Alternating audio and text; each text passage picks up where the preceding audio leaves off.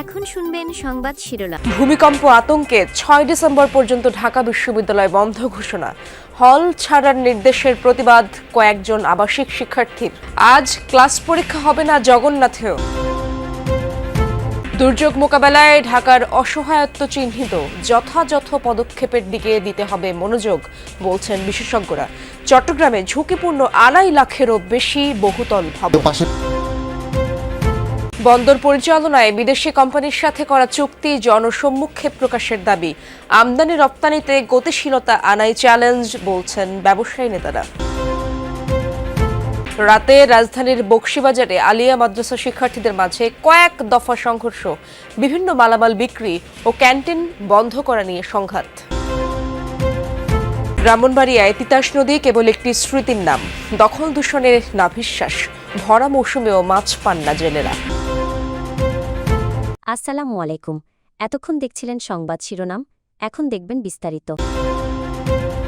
ভূমিকম্পে কয়েকজন শিক্ষার্থী আহত ও আতঙ্ক বিরাজ করায় ৬ ডিসেম্বর পর্যন্ত ঢাকা বিশ্ববিদ্যালয়ের সকল প্রকার ক্লাস পরীক্ষা বন্ধ ঘোষণা করেছে কর্তৃপক্ষ। সিন্ডিকেটের জরুরি সভায় এই সিদ্ধান্ত নেওয়া হয়েছে।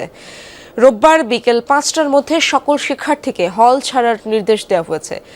ঢাবির জনসংযোগ দপ্তরের পাঠানো এক বিবৃতিতে বলা হয়েছে, সিন্ডিকেট সভায় শিক্ষার্থীদের শারীরিক ও মানসিক আঘাতের বিষয়টি বিবেচনা করা হয় এবং তাদের নিরাপত্তার দিকটি সর্বোচ্চ গুরুত্ব দেওয়া হয়। বিশেষজ্ঞরাও আবাসিক হলগুলোর পুঙ্খানুপুঙ্খ পরীক্ষা নিরীক্ষা করে ঝুঁকি মূল্যায়ন ও প্রয়োজনীয় সংস্কারের পরামর্শ দিয়েছেন। এজন্য হলগুলো খালি করার প্রয়োজন রয়েছে। ক্লাস পরীক্ষা বন্ধ থাকলেও বিশ্ববিদ্যালয়ের প্রশাসনিক কার্যক্রম চালু থাকবে বলে বিজ্ঞপ্তিতে জানানো হয়। এদিকে ভূমিকম্পের আতঙ্কের কারণে জগন্নাথ বিশ্ববিদ্যালয়ে আজকে সব ক্লাস পরীক্ষা স্থগিত করা হয়েছে। একই কারণে একাডেমিক কাউন্সিলের সিদ্ধান্ত অনুযায়ী বাকি পরীক্ষাগুলো অনির্দিষ্টকালের জন্য স্থগিত করেছে ঢাকা পলিটেকনিক ইনস্টিটিউট কর্তৃপক্ষ। আমরা ঢাকায় থাকি, ঢাকা আসলে একটু অসুস্থ নগরী। এই নগরীতে আসলে মানুষ বসবাস করছে সম্পূর্ণ নিজের দায় জীবনকে বিসর্জন দিয়েই। তারা যদি পদক্ষেপই নিল তাহলে আমাদের সুযোগ দেওয়া উচিত ছিল, অন্তত ৫টা পর্যন্ত না, আগের থেকে নোটিশ দেওয়া আর একটু সময় দেওয়া। এই জিনিসটা কখনোই মানবিক না। আরও অনেকজন অনেক পেশার সাথে জড়িত আছে। আমাদের বিভিন্ন যে হল আছে, যেমন আপনি যে বলেন SM হল, তারপরে আছে আরও আমাদের মহসিন হল, এই সকল হলের অবস্থা আসলে অনেক খারাপ, অনেক শোচনীয়। 15 দিনের মধ্যে যে কি করবে এটাই হচ্ছে দেখার বিষয়, যে 15 দিনে আসলে কোন কাজটা করবে, যে কিভাবে এটা ডিসক্রাইব করতেছে বা আমাদের কাছে দিবে। ঢাকায় ঘটে যাওয়া ভূমিকম্প চোখে আঙুল দিয়ে দেখিয়ে দিয়েছে এই নগর ঠিক কতটা ঝুঁকির উপর দাঁড়িয়ে আছে। যথাযথ নিয়ম না মেনে তৈরি ভবন, সংকীর্ণ রাস্তা আর দুর্বল অবকাঠামো সব মিলিয়ে বড় ধরনের ভূমিকম্প হলে পরিস্থিতি হয়ে উঠতে পারে ভয়াবহ। বিশেষজ্ঞরা বহুদিন ধরেই দিচ্ছেন এমন সতর্কবার্তা। দায়িত্বশীলদের আরও তৎপর হওয়ার আহ্বান জানিয়েছেন তারা। মাত্র কয়েক সেকেন্ড, কিন্তু সেই কয়েক সেকেন্ডই ঢাকাকে মনে করিয়ে দিয়েছে ভয়াবহ ভূমিকম্পে এই নগর কতটা অসহায়। যে ভূমিকম্প অনুভূত হয়েছে তার উৎপত্তিস্থল ছিল ঢাকার খুব কাছেই, ফলে মাত্র কয়েকটি ঝাঁকুনিতেই আতঙ্ক ছড়িয়ে পড়ে সারা শহরে। শুক্রবারের ধাক্কায় মেট্রো রেলের অন্তত 6টি স্টেশনে বিভিন্ন জায়গায় মিলেছে ফাটলের দেখা। ভূমিকম্প ঝুঁকিতে চট্টগ্রাম মহানগরীর ২.৫ লাখেরও বেশি বহুতল ভবন। উচ্চমাত্রার ভূমিকম্প হলে বড় বিপর্যয় হতে পারে বলে শঙ্কা বিশেষজ্ঞদের। দুর্যোগ মোকাবেলার প্রস্তুতি নেই চট্টগ্রাম উন্নয়ন কর্তৃপক্ষ, CDA, city corporation, fire service সহ কোনো সংস্থার। এমনকি অতি ঝুঁকিপূর্ণ ভবন অপসারণেও নেই কোনো উদ্যোগ।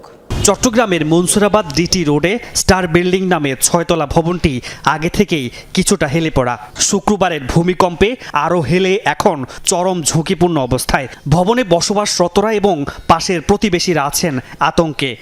রাস্তা আছে, ওই যে পাশে বিল্ডিং আছে, এখন সব দিক দিয়ে মিলাই এটা আসলে একটু ঝুঁকিপূর্ণ হয়ে গেছে। আতঙ্ক বিরাজ করতেছে, যে কোনো মুহূর্তে এটা একটা বড় একটা দুর্ঘটনার কারণ হতে পারে, অনেক জানমালের ক্ষতি হতে পারে। একটা বিল্ডিং যদি স্বাভাবিক হেলে পড়ে সবাই তো একটু আতঙ্কে থাকে। অনেক বড় ধরনের দুর্ঘটনা হয়ে যেতে পারে এবং অনেক প্রাণহানিও হতে পারে। মূলত মিয়ানমারের টেকটনিক প্লেটের 1.5 থেকে 200 কিলোমিটারের মধ্যে চট্টগ্রামের অবস্থান, ফলে এই অঞ্চলে ভূমিকম্পে ক্ষয়ক্ষতির ঝুঁকিও বেশি। চট্টগ্রাম বন্দরের লালদিয়া টার্মিনাল এবং পানগাঁও ICT পরিচালনা ব্যবস্থাপনা নিয়ে তৈরি হয়েছে বিতর্ক। বিদেশি প্রতিষ্ঠানের সঙ্গে চুক্তি করা নিয়েই আপত্তি। সামনে এসেছে কয়েকটি প্রশ্ন। বিদেশি প্রতিষ্ঠানের সঙ্গে চুক্তির শর্ত কেন প্রকাশ করা হচ্ছে না? কেন প্রতিযোগিতার ভিত্তিতে দেয়া হয়নি কাজ? ব্যবসায়ীরা বলছেন, বন্দরে বেশি দুর্ভোগ সৃষ্টি করে রাজস্ব সংক্রান্ত জটিলতা, অবস্থার উন্নতি করাই চ্যালেঞ্জ। কন্টেইনার পরিবহনের বৈশ্বিক তালিকা করে লন্ডনের শিপিং ভিত্তিক পত্রিকা লয়েডস লিস্ট গেল আগস্টে 100 পোর্টস শিরোনামের ওই রিপোর্টে চট্টগ্রাম বন্দরের অবস্থান 68। অবস্থার উন্নতি তো হয়নি, বরং আগের বছরের চেয়ে সূচকে পিছিয়েছে এক ধাপ। বন্দর ব্যবস্থাপনায় নানামুখী সংকট তীব্র, সক্ষমতা বৃদ্ধির নানান কথা বলা হলেও সুফল সামান্য। এমন অবস্থায় বন্দর ব্যবস্থাপনায় বিদেশি প্রতিষ্ঠানেই আস্থা পেয়েছে অন্তর্বর্তী সরকার। তাই দ্রুততায় 33 বছরের জন্য চট্টগ্রাম বন্দরের লালদিয়া টার্মিনাল নির্মাণ ও ব্যবস্থাপনার দায়িত্ব ডেনমার্ক ভিত্তিক প্রতিষ্ঠান এপিএম টার্মিনালসকে দিয়েছে সরকার। বিনিয়োগ হবে প্রায় 7,000 কোটি টাকা, সক্ষমতা বাড়বে 40%। ইচ্ছা করলে এই চুক্তি বৃদ্ধি করা যাবে আরও 15 বছর। চুক্তি করা নিয়ে নানা মহলে উঠেছে বিতর্ক, ঘুরপাক খাচ্ছে কয়েকটি প্রশ্ন। বলা হচ্ছে, চুক্তির শর্ত কেন উন্মুক্ত করা হয়নি? প্রতিযোগিতার ভিত্তিতে কেন দেয়া হয়নি কাজ? চুক্তির শর্তগুলো নিয়ে মন্ত্রণালয় ভিত্তিক কোনো মতামত নেওয়া হয়েছে? জমি অধিগ্রহণ হবে কোন প্রক্রিয়ায়? টার্মিনাল তৈরি করে পরিচালনার দায়িত্ব কি ধীরে ধীরে দেশীয় প্রতিষ্ঠানের হাতে তুলে দেওয়া হবে? প্রশ্ন তোলা হয়, 4 মাস পর নির্বাচন, সংসদে কেন এমন সিদ্ধান্ত নেওয়া হলো না? রাজধানীর বকশীবাজারের আলিয়া মাদ্রাসার শিক্ষার্থীদের মাঝে কয়েক দফা সংঘর্ষের ঘটনা ঘটেছে। মাদ্রাসা সংলগ্ন অস্থায়ী আদালতের বিভিন্ন মালামাল হলে নিয়ে আসা এবং মাদ্রাসার ক্যান্টিন বন্ধ করাকে কেন্দ্র করে মারামারি এই ঘটনা বলে জানায় সব শিক্ষার্থীরা। গভীর রাত পর্যন্ত উত্তেজনা বিরাজ করে আলিয়া মাদ্রাসা ও হল এলাকায়। মালামাল বিক্রির এই ঘটনায় ছাত্রলীগের কর্মীরা জড়িত বলে অভিযোগ ছাত্রদল ও ছাত্র শিবিরের। এই ঘটনায় আলিয়া মাদ্রাসার সামনে অবস্থান নেয় শিক্ষার্থীদের একাংশ। ফলে অবরুদ্ধ আছেন একাধিক শিক্ষার্থী, এমন অভিযোগও করে শিক্ষার্থীদের আরেকটি পক্ষ। পরে পুলিশ ও সেনাবাহিনীর সদস্যরা এসে পরিস্থিতি নিয়ন্ত্রণে আনেন। 3টা দাবি করি যে আমাদের হচ্ছে এই ক্যান্টিন বন্ধ করে দেওয়া হলো নোটিশ ছাড়া কেন, এই একটা কারণ। আর একটা কারণ হচ্ছে এখানে অনুমতি ছাড়া রাস্তা অবরোধ করে রেখে গান বাজনা বাজানো হচ্ছে।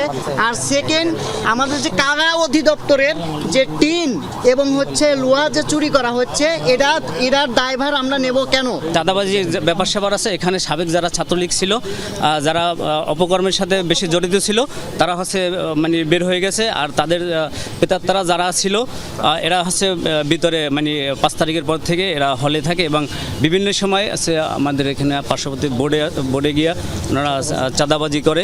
ব্রাহ্মণবাড়িয়া জেলার প্রধান নদী তিতাস। একসময় দেশীয় মাছে ভরপুর ছিল মিঠা পানির এই নদী। তবে এখন ভরা মৌসুমেও জেলেদের জালে হাহাকার। পাল্টেছে জীবনযাত্রা।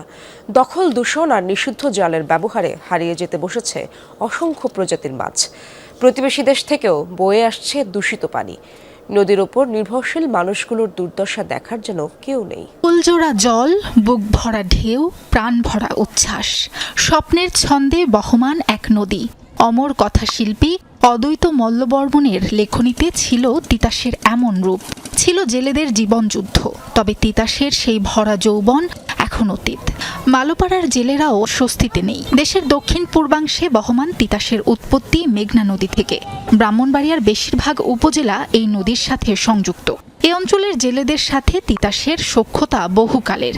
একসময় দেশি মাছে ভরপুর ছিল মিঠা পানির এই নদী।